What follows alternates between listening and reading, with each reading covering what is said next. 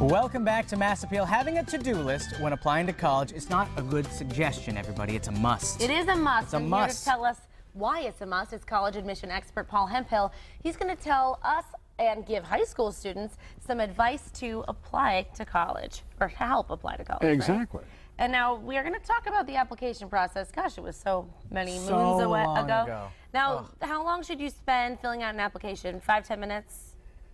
Yeah, that's the way a student would look at it.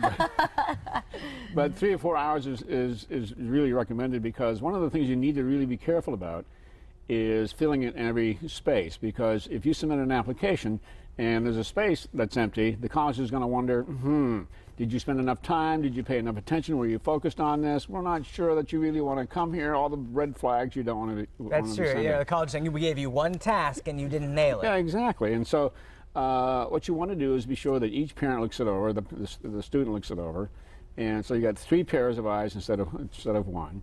I still remember an admissions director in Providence telling me one time, if we ever got an application here that was perfectly filled out, we'd put it in the trophy case.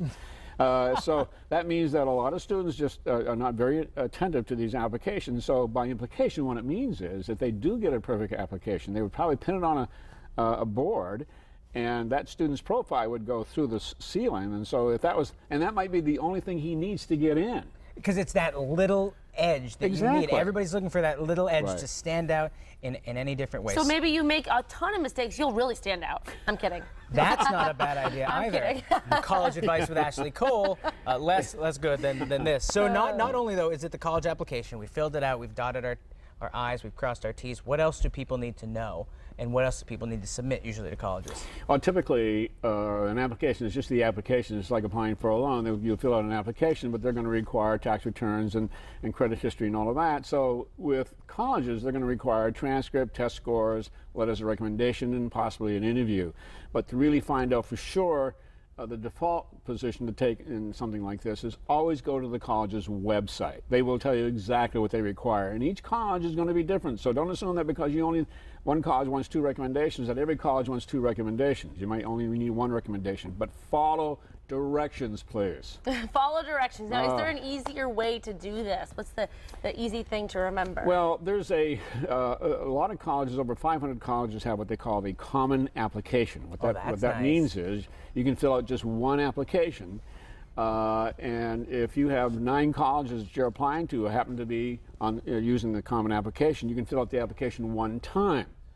That's great. Instead of having 10 applications, filling it out 10 times, that's crazy. So, but again, you really have to be say if you're filling out the common application, you better make sure you get it 100% right, because it's going to a lot of schools. Absolutely.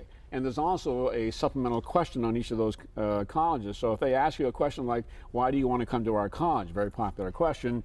You have to fill that out. It's usually a 150-word essay. And you have to get the name of the college right, because you're doing so many of these common applications in the supplement. You don't want to say, I would like to go to this school, and it's the wrong school. Yeah, and that happens a lot. No, I almost made that mistake multiple times. Okay. Yeah, it's like, oh, yeah, really? You think I'm great? Yeah. You think the other college is great, too. All right, let's talk about a common mistake that everyone, well, not everyone, a lot of people make on their application. Well, this is almost funny, but it's not. A lot of students will fill out an application, and the application will have a very innocent question, which I think is a trick question, because every application I look at as a test. It's really a test. So when a student is asked, what county do you live in?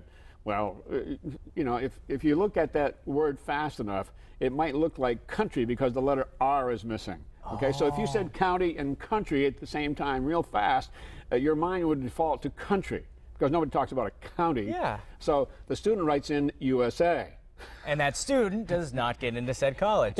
Well, Never heard of that county. It happens more often than not. It used to be used against the student years ago, but it's so common now that the colleges kind of wince at it and wink at it and say, okay, fine, everybody does it, so let's move on. But I guess pay attention to that. Now you got the warning. I guess moral of the story, though, take your time, and it takes a village, as we always say, for everything. Give multiple sets of eyes. Have your parents read it. Have your guidance counselor read it. Anybody who wants to read it. And really quickly, we're out of time, but deadlines, make sure that you don't ignore those. Oh, don't ignore those. The colleges are not like the IRS where they give you an extension. If it's November 1st and you submit it November 2nd, too bad. If you're had a death in the family, too bad. If you want to get on your knees and beg, it's too No, late. okay, bad. well, good advice. Paul, Thank you so much. Tomorrow on